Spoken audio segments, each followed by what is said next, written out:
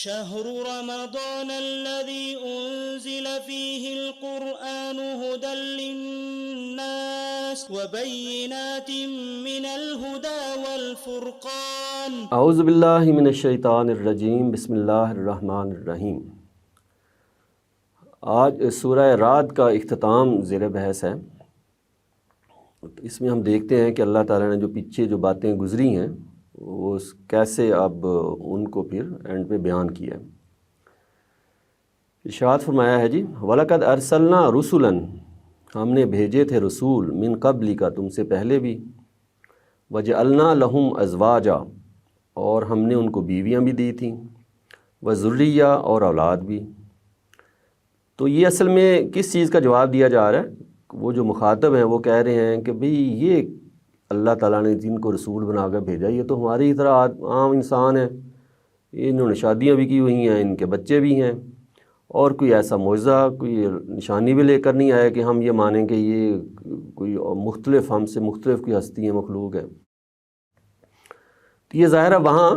یہ بڑی آزمائش ہوتی ہے جب رسول آتے ہیں، کیونکہ انہی انسانوں میں سے کسی کا انتخاب کر لیا جاتا ہے رسول کی حیثیت سے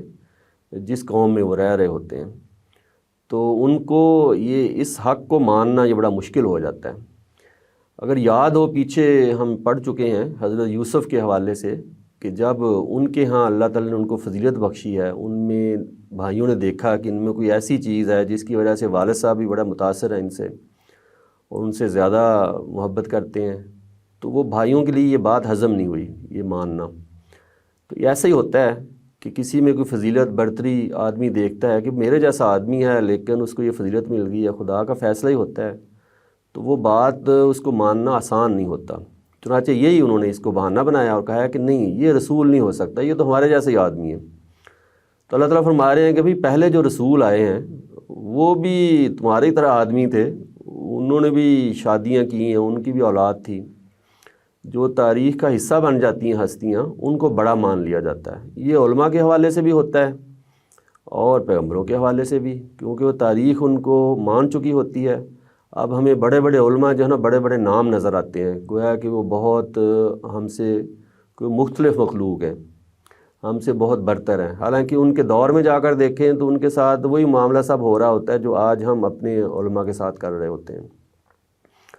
تو یہ ایک چیز بڑی رکاوٹ بنتی ہے حق کو پہچاننے میں کہ اپنے ہی جیسے لوگوں میں ان کو بڑا مان لینا یہ ایک بڑی آزمائش ہوتی ہے،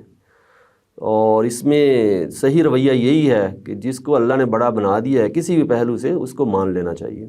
آج نہیں تو کل بہرحال ماننا تو ہوگا کہ اللہ تعالیٰ اپنے فیصلے جو ہیں وہ نافذ کر کے رہتے ہیں۔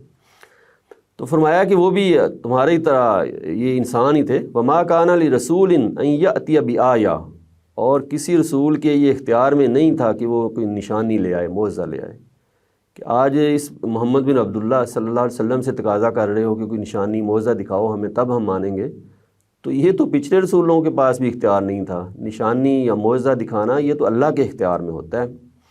اللہ بإذن اللہ، یہ اللہ کی اذن سے ہوتا ہے۔ لِكُلِّ أَجَلٍ کتاب، ہر چیز کا ایک وقت ہے اور ہر وقت کے لیے ایک لکھا ہوا موجود ہے کہ بھئی کب عذاب آنا ہے، کب کوئی نشانی دکھانی ہے نہیں دکھانی، کب کوئی فیصلہ ہونا ہے، یہ اللہ تعالیٰ کے ہاں لکھی ہوئی چیز موجود ہوتی ہے، اور وقت سے پہلے آپ جتنی مرضی جلدی مچا لیں اس کا ظہور نہیں ہوتا۔ یمحو اللہ ما یشاء، اللہ مٹا دیتا ہے جو وہ چاہتا ہے، ویثبت، اور جسے وہ چاہتا ہے وہ باقی رکھتا ہے۔ یعنی اللہ تعالیٰ کے ہاں جو تقدیر کا جو معاملہ ہے وہ دو طرح کی تقدیر ہوتی ہے، کچھ چیزیں اللہ تعالیٰ فیصلہ کر دیتے ہیں اور وہ حتمی ہوتی ہیں۔ مثال کے طور پر سورہ یوسف کے حوالے سے دیکھا جائے تو اللہ کا یہ فیصلہ کہ حضرت یوسف کو جو ہے اقتدار ملے گا اور ان کو فضیلت ملی ہے، ان کو پیغمبر بنایا جائے گا، یہ خدا کا حتمی فیصلہ تھا، یہ تبدیل ہونے والا نہیں تھا۔ چنانچہ ایسے فیصلے تو تبدیل نہیں ہوتے۔ کچھ فیصلے ہیں اللہ تعالیٰ مشروط کرتے ہیں، جیسے بھائی اگر توبہ کر لیں گے تو ان کو معاف کر دیا جائے گا، نہیں تو وہ حضرت یوسف کے دشمن بن کے رہیں گے تو ان کو معاف نہیں کیا جائے گا۔ ایسے ہی دیکھیے کہ حضرت یوسف نے بادشاہ کے دربار تک پہنچنا ہے، اقتدار میں شامل ہونا ہے، اگر یہ معاملہ زلیخا کے عزیز مصر کے گھر سے ہو جاتا تو یہ بھی تو ہو سکتا تھا نا کہ زلیخا یہ حرکت نہ کرتی اور وہ جو بادشاہ کو خواب دکھائے گئے ہیں اب وہ عزیز مصر کے ذریعے اسی گھر میں حضرت یوسف تک پہنچ جاتے اور وہ تعبیر کر دیتے، تو حضرت یوسف سیدھے وہاں سے بھی تو وہاں تک جا سکتے تھے نا، لیکن وہ زلیخا نے جو حرکت کی ہے اس کی وجہ سے وہ قید خانے میں گئے ہیں حضرت یوسف، پھر آگے جو معاملات ہوئے ہیں۔ تو کچھ چیزیں مشروط ہوتی ہیں وہ تبدیل نہیں کرتے اللہ، وہ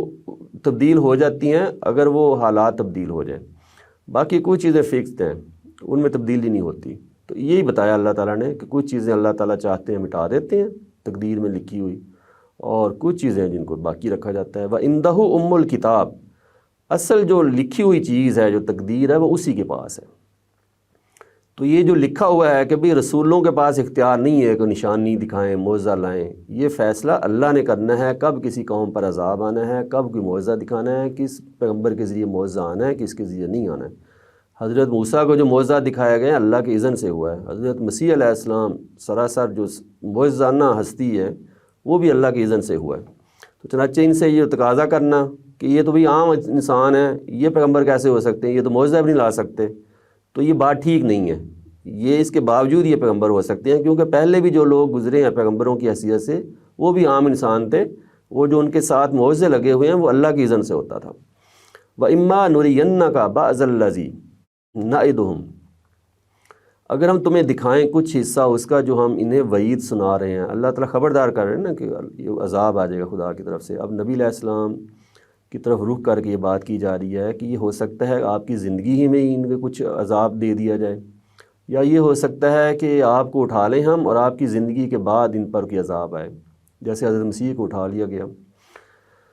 تو اگر ہم تمہیں دکھائیں اس کا کچھ حصہ اس وعید کا جو ہم انہیں سنا رہے ہیں، او نتوفینک، یا ہم تم کو وفات دے دیں، فانما علیک البلاغ، بہرحال تم پر تو صرف پہنچانے کی ذمہ داری ہے، وعلینا الحساب، اور ہماری ذمہ داری ہے ان کا حساب لینا۔ تقدیر یہی ہے کہ پیغمبر کے پاس اختیار نہیں ہے کہ وہ اب قوم کا حساب لیں، فیصلہ کریں۔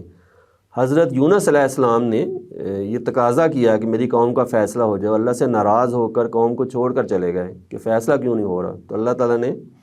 قوم کو تو کچھ نہیں کہا لیکن حضرت یونس کی پکڑ ہو گئی اور پھر واپس بھیجا۔ تو ایسے ہی نبی علیہ السلام کو بھی بار بار توجہ دلائی جا رہی ہے، اور ان کے ذریعے گویا کہ جو تقاضا کر رہے ہیں معجزے کا، نشانی کا، عذاب کا، ان کو بتایا جا رہا ہے کہ یہ پیغمبر کا اختیار ہی نہیں ہے، یہ تقدیر لکھی ہوئی موجود ہے، اس میں تبدیلی نہیں ہوتی۔ ہاں اللہ کے پاس ہے سارا معاملہ، حساب کتاب، معجزے، یہ سب اللہ۔ پیغمبر کی ذمہ داری کی ہے بلاغ، پہنچا دینا، جو میسیج دیا گیا ہے وہ پیغمبروں میں پہنچانا ہوتا ہے۔ اولم یروا، کیا یہ دیکھ نہیں رہے، انا نأتی الارض ننقصها من اطرافها، یہ حساب اللہ کی ذمہ داری ہے نا، تو حساب کی نشانی ایک بتا دی ہے کہ دیکھو یہ کیسے ہو رہا ہے معاملہ کہ اس پیغمبر کی دعوت ارد گرد کی بستیوں میں پھیل رہی ہے،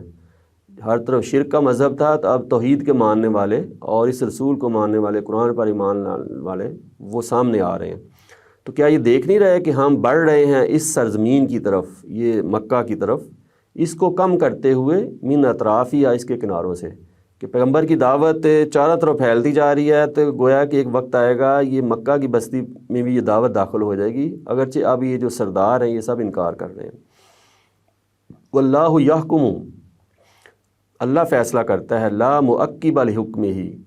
اللہ کے اس فیصلے کو کوئی ہٹانے والا نہیں ہے، اللہ جو فیصلہ کر لیتا ہے اس کو کوئی ہٹا نہیں سکتا۔ تو اللہ نے فیصلہ کر دیا ہے کہ اس سرزمین میں خدا کا دین داخل ہو کر رہے گا، خدا کے رسول کی دعوت غلبہ پائے گی، تو ارد گرد سے یہ ہوتا آ رہا ہے۔ وہ سریع الحساب، اور اللہ تعالیٰ بہت جلد چکانے والا ہے حساب۔ وقد مکر الذین من قبلہم، تو اب ہو کیا رہا ہے، یہ جو قریش ہیں یہ چالیں چل رہے ہیں، بالکل وہی معاملہ حضرت یوسف کی فضیلت کے مقابلے میں بھائی جو ہیں چالیں چل رہے ہیں، لیکن وہ سب چالیں ناکام ہو گئیں۔ ایسی یہ جو قریش ہیں وہ کہتے ہیں یہ بھی چالیں چل رہے ہیں، تو اللہ فرما رہے ہیں قد مکر الذین من قبلہم، ان سے پہلے جو لوگ گزرے انہوں نے بھی چالیں چلی تھیں کہ اللہ کے فیصلے کو روکا جا سکے۔ فللہ المکر جمیعا، تو مگر یہ سب چالیں اللہ کے اختیار میں ہیں کہ اللہ تعالیٰ جب چاہیں گے یہ چالوں میں جو ہے وہ جو جہان ہے وہ سب نکال دی جائے گی۔ یعلم ما تکسب کل نفس، ہر شخص جو کچھ کر رہا ہے اللہ اس سے واقف ہے، ان کی چالوں کو جانتا ہے۔ بس یعلم الکفار، اور یہ منکرین بھی جان جائیں گے۔ لمن عقبت دار کہ آخرت کا اگلے گھر کا انجام اصل میں کس کے لیے ہے. آخرت میں یہ جو جھاگ ہے، یہ جو غیر نافع چیزیں ہیں، یہ آخرت ان کے سپرد نہیں کی جائے گی. وہ کہتے تھے یہ آخرت آنی نہیں، اگر آئی بھی تو اصل میں ہم ہی جو لیڈر ہیں اس دنیا میں انہی کو آخرت سپرد کر دی جائے گی. تو اللہ کہتے ہیں دیکھ لینا آخرت میں کیا ہونا. پھر وَيَقُولُ الَّذِينَ كَفَرُوا لَسْتَ مُرْسَلًا، منکرین کہہ رہے ہیں کہ آپ خدا کی طرف سے بھیجے ہوئے رسول نہیں ہیں، ہم نہیں آپ کو رسول مان رہے. قُلْ كَفَىٰ بِاللَّهِ شَهِيدًا، تو ان سے کہہ دو کہ اللہ کافی ہے گواہ کے طور پر، بینی و بینکم، میرے درمیان اور تمہارے درمیان. کہ اللہ جب گواہی دے رہے ہیں کہ میں نے رسول بنا کر بھیجا ہے، تو اللہ کی گواہی جب آ گئی ہے تو یہ گواہی کافی ہے کہ میں خدا کا رسول ہوں. وَمَنْ عِنْدَهُ عِلْمُ الْكِتَابِ، اور وہ بھی گواہی دے رہے ہیں جن کے پاس کتاب کا علم ہے. یعنی اس سے پہلے جو آسمانی کتابیں موجود ہیں ان میں پیغمبر کے بارے میں پیشین گوئیاں ہیں، تو ان کی طرف سے بھی یہ گواہی ہے کہ ہاں بھئی یہ وہی سچے پیغمبر ہیں جن کا وعدہ ہم سے کیا گیا تھا. ان کتابوں میں وہ پیغمبر لکھے ہوئے موجود ہیں، ان کا ذکر موجود ہے. چنانچہ یہ دو گواہی ہیں، ایک اللہ تعالیٰ کی طرف سے اور ایک اہل کتاب کی طرف سے. گویا کہ وہ گواہی بھی اصل میں اللہ تک کی طرف سے ہی نا، وہ کتابیں بھی اللہ تعالیٰ نے بھیجی ہیں، مستقبل کا بتایا ہوا ہے کہ اس دور میں ایک پیغمبر آئیں گے، یہ نشانیاں ہوں گی. تو یہ آخر میں بتا دیا گیا کہ یہ رسول کا انکار کر رہے ہیں، جبکہ اللہ اور اہل کتاب جو ہیں یہ آگاہ ہیں، یہ گواہ ہیں اس چیز کے آپ خدا کے رسول ہیں. تو اس طرح یہ سورہ جو ہے یہ مکمل ہوتی ہے. اگر اس پہلو سے دیکھا جائے کہ پچھلی سورہ جو یوسف گزری ہے اس میں واقعہ جو ہے وہ بہت طویل گزرا، لیکن اس میں بات ایک ہی سمجھائی گئی ہے اگر اس پر غور کریں کہ بھی اللہ تعالیٰ اپنے فیصلے نافذ کر کے رہتے ہیں. یہ جو چالیں لوگ چلتے ہیں وہ چالیں جو ہیں اللہ کے فیصلوں کو نقصان نہیں پہنچا سکتی. چنانچہ پھر آخر میں بتا دیا گیا کہ یہ لوگ ایمان نہیں لا رہے، تو حالانکہ ان کے ارد گرد نشانیاں موجود ہیں. تو اس سورہ میں ان نشانیوں کی طرف توجہ دلا کر یہ سمجھایا گیا ہے کہ اب یہ رسول کے بارے میں جو کہا جا رہا ہے کہ رسول کی قوم پر عذاب آ جائے گا،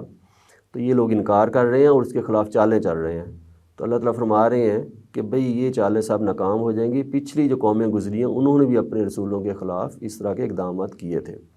لیکن وہ سب ناکام ہوئے. تو تم لوگوں کو عبرت حاصل کرنی چاہیے تاریخ سے. اور یہ جو تم کہہ رہے ہو کہ یہ شرک ہے، تو اس کائنات پہ غور کرو، ہر طرف آپ کو خدا ہی نظر آئے گا، توحید نظر آئے گی. تم کہہ رہے ہو کہ آخرت نہیں آنی، تو اس خدا کی صفات پہ غور کرو. اس کائنات کو بنایا ہے وہ حکیم ہستی نے، وہ کہ کسی کھلنڈرے کا کھیل نہیں ہے. آخرت اس دنیا کے ساتھ جڑی ہوئی ہے اور بے شمار اس کی نشانیاں ہیں کہ چیزیں جوڑا ہیں. اس دنیا کا کیا جوڑا ہے، اس دنیا میں چیزوں میں فرق کیا جاتا ہے نتیجے کے اعتبار سے، تو اس انسانوں میں بھی نتیجے کے اعتبار سے فرق ہونا چاہیے. یہ کیسے ہو سکتا ہے کہ صالحین اور غیر صالحین وہ سب کو برابر کر دیا جائے. تو اس طرح مختلف چیزوں کی طرف توجہ دلا کر یہ ایک بنیادی جو دعوت ہے اس کو اسٹیبلش کیا گیا ہے، جو کہ قرآن مجید کے ذریعے دی گئی ہے کہ قرآن کی ہر بات حق ہے